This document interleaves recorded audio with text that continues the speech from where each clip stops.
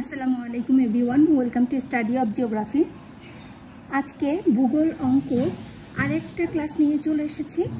আমার ভূগোল যে অঙ্ক বা গাণিতিক সমাধান এটার উপরে কিন্তু অনেকগুলা লেকচার রয়েছে।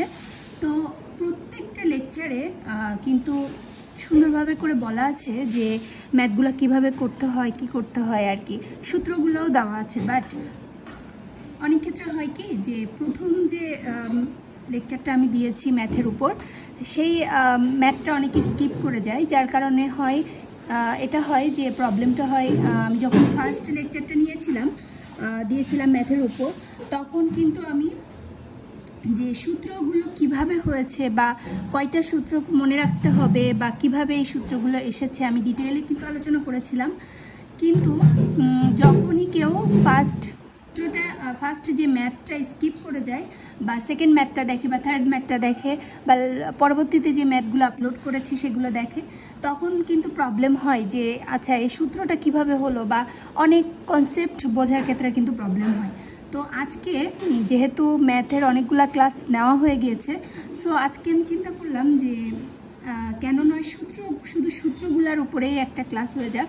যে এখন পর্যন্ত যত ম্যাথগুলো করিয়েছি, তো সেটা থেকে যদি আমি চিন্তা করি যে না, যে বেসিক যে বিষয়গুলা সেটার উপরে যদি আজকের ক্লাসটা নেই, তাহলে মনে হয় সবার জন্য আরও বেশি ফলপ্রসূ হবে জিনিসটা।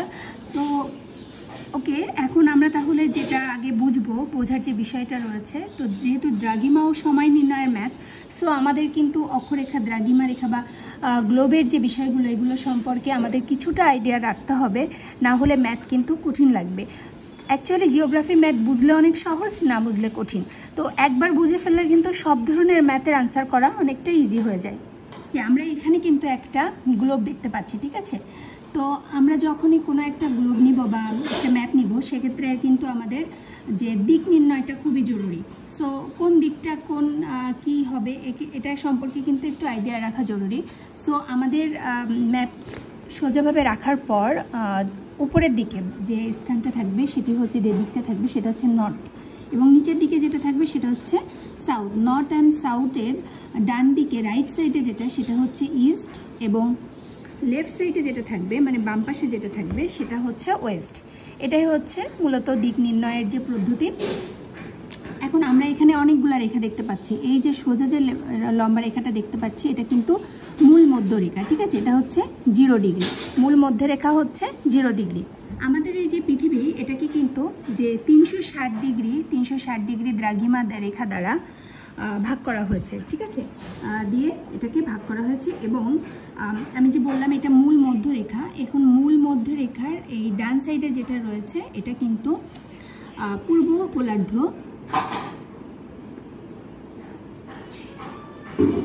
এবং বাম পাশে যেটা রয়েছে সেটা কিন্তু পশ্চিম গোলার্ধ। এই যে 360 ডিগ্রিতে ভাগ করা হয়েছে, এটা কিন্তু এই যে মূল মধ্য রেখা 0 ডিগ্রি, এ দিয়ে এই পাশে হচ্ছে 180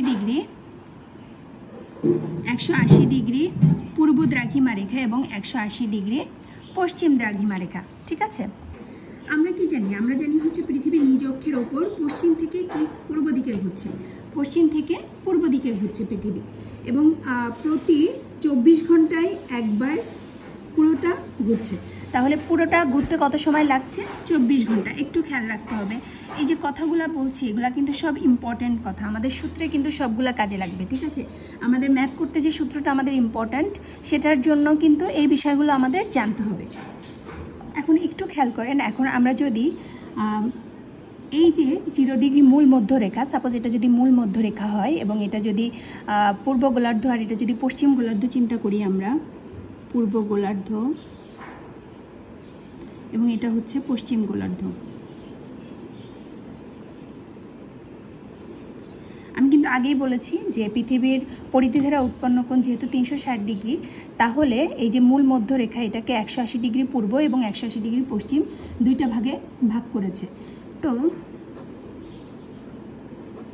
যেহেতু ভাগ করেছে, এখন আমরা একটু খেয়াল করি যে আমাদের যদি কোনো একটা মানে দ্রাঘিমার চেঞ্জ হয়, তাহলে 1 ডিগ্রি দ্রাঘিমার জন্য সময়ের পার্থক্য হবে কত? 4 মিনিট।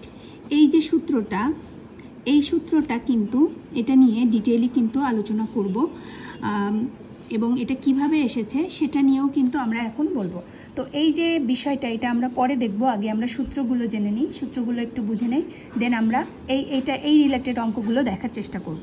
আমাদের ভূগোল অঙ্ক করার জন্য যে কয়েকটা সূত্র, টোটাল 4টা জিনিস আমাদেরকে মাথায় রাখতে হবে, খুবই মনোযোগ সহকারে এই 4টা জিনিস আমাদেরকে বুঝতে হবে। তার মধ্যে প্রথম যেটি খুবই ইম্পর্টেন্ট সেটি হচ্ছে, যেটি ছাড়া এক কথা বলতে গেলে ম্যাথটি হবেই না, সেটি হচ্ছে 1 ডিগ্রি দ্রাঘিমার পার্থক্যের জন্য সময়ের পার্থক্য হয় কত?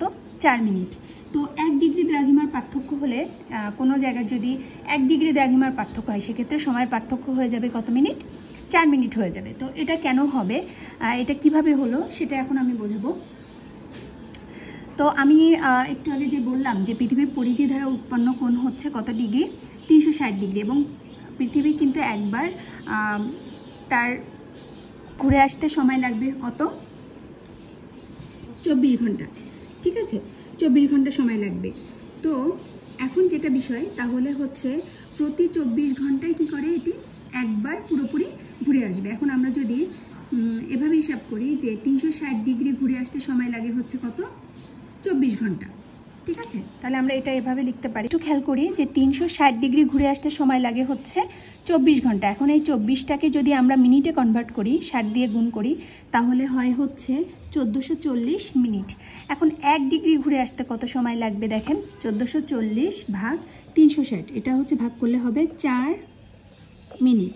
তো এটাই কিন্তু এখান থেকে এখানে হয়েছে যে 1 ডিগ্রি দ্রাঘিমার পার্থক্যের জন্য সময়ের পার্থক্য হয় 4 মিনিট। চলুন একটু ম্যাপ দেখে আসি যে এটা কীভাবে। ওকে, তাহলে যদি এটা হচ্ছে মূল মধ্যরেখা 0 ডিগ্রি হয়, তাহলে এখানে যদি 1 ডিগ্রি দ্রাঘিমা হয়, তাহলে কোনো একটা স্থান যদি এখানে হয় এবং আরেকটা স্থান যদি এখানে হয়, তাহলে 1 ডিগ্রি দ্রাঘিমার জন্য সময়ের পার্থক্য হয়ে যাবে কিন্তু 4 মিনিট। তাহলে আশা করছি এটুকু কারোর আর কনফিউশন। তাহলে প্রথম যে সূত্রটা কিভাবে এসেছে আমরা দেখলাম যে 1440 মিনিটকে আমরা যদি 360 দ্বারা ভাগ করি তাহলে কিন্তু 4 মিনিট পেয়ে যাব।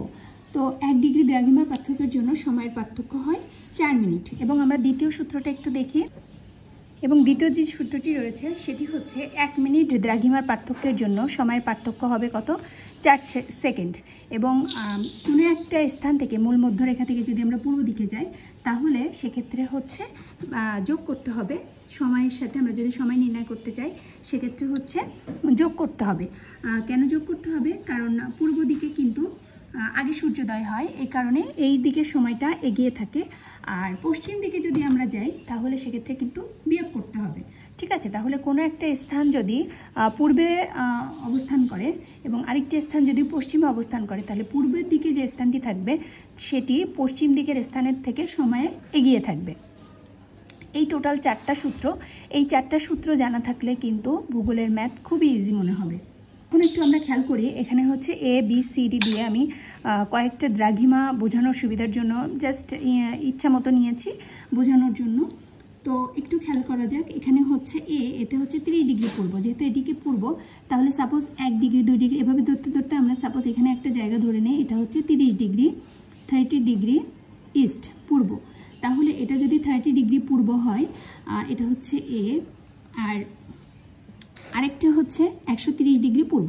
তাহলে 130 ডিগ্রি পূর্ব নিশ্চয়ই এটা কিন্তু এই দিকে হবে, ডান দিকে হবে, যেহেতু দ্রাঘিমার মান বেশি।